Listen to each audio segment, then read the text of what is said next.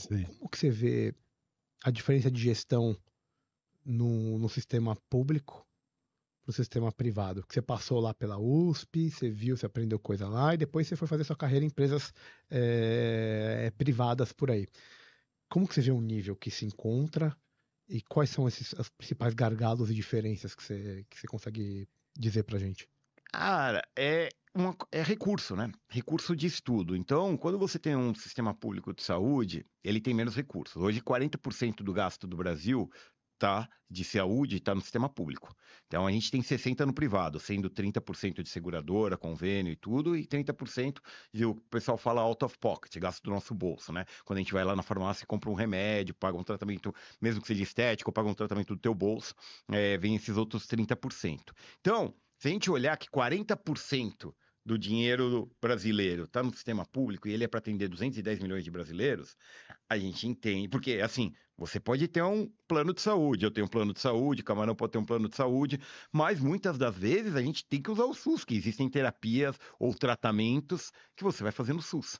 Então, o SUS, ele tem 40% do que é gasto no Brasil para atender todo mundo.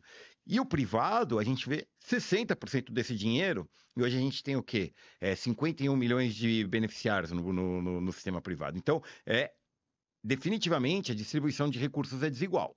Quando a distribuição de recursos é desigual, você consegue ter uma capacidade de investimento no sistema privado muito maior, seja em tecnologia, seja em algo que é muito importante, pessoas, talento, né? A diferença de talento a gente consegue ver claramente.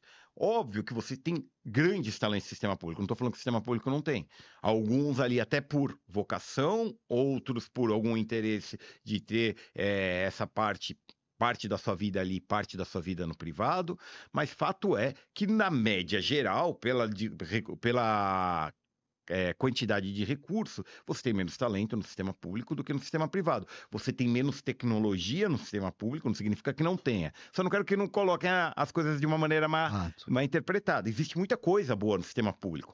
Mas fato é que o sistema público precisa atender uma gama de pessoas e quando você pega o per capita dele é muito ruim. É isso, ele tem tem certamente centros de excelência, lógico, sítios de excelência, só que ele não dá conta dos 210 milhões. Se for para atender todo mundo, inclusive dilui e acaba. Então, são essas dicotomias. Desculpa, eu te cortei. Não, mas eu concordo com o que você fala, realmente a dicotomia.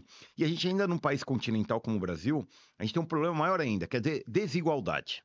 Né? Quando a gente fala desigualdade, a gente tem a desigualdade social, mas a gente também tem a desigualdade geográfica aqui no Brasil, em que você tem, estados em que tem um recurso de saúde muito bom, em outros estados que têm recursos para a saúde paupérrimos, né? Então... Médio, porque é o seguinte, nós aqui em São Paulo, de tudo que a gente arrecada de imposto, só 9% volta pra gente. Esse dinheiro, a gente tá pagando a saúde de todos os outros estados. Isso não é fato, Silvinho, porque quem trabalha aqui em São Paulo e paga imposto acaba... subsidiando. Sim, subsidiando não só a saúde, como toda a parte pública de todos os outros estados, principalmente no Nordeste, que é onde mais falta. Para mim, eu entendo o que você está falando, mas a gente está falando assim, são 115 bilhões de reais anuais que são despesas executadas pelo Ministério da Saúde. É dinheiro pra caralho. Pra mim, falta uma baita de uma eficiência aí. Falta. Eu entendo que realmente não é fácil, é muita gente, mas falta uma eficiência. E vou te falar, todos nós ainda pagamos o plano de saúde. Não ficamos sem, porque a gente sabe que se ficar sem, pode doer mais. O plano de saúde do brasileiro, eu não sei se vocês chegaram a ver isso, depois da pandemia, ele virou o segundo ativo mais cobiçado do brasileiro. Justo. O primeiro é a casa própria. Justo. Né? Primeiro sonho de qualquer... O segundo ativo mais cobiçado é o plano de saúde.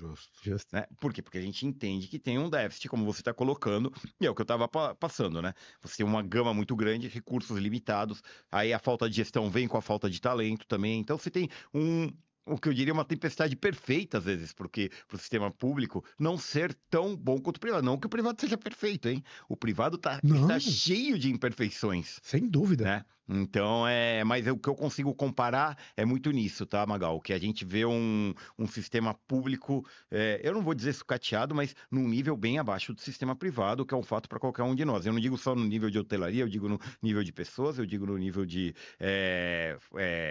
tecnologia, em vários outros, em processo. Em processo, numa coisa que eu queria puxar, que é dados. Então, por exemplo, você pega num sistema privado, você consegue ter uma coleta de dados mais eficiente, usar esses dados para poder depois tomar decisão, que é uma coisa que no sistema público é muito difícil você encontrar, né? Você não consegue enxertar primeiro na mentalidade do médico que está lá dentro para fazer uma boa coleta de dados. Outro dia a gente estava falando, cara, qual que é o CID mais recorrente você vai num hospital público, é tipo cólera, que é o primeiro que tem, ou então abandono, que é o A001, tá ligado? Os caras vão colocando como diagnóstico, por quê? Porque não tem uma cultura de coleta de dados certa, né? E isso atrapalha na frente da eficiência. Exato. Como que você vai tomar decisão quando você não tem os dados corretos para tomar essa decisão?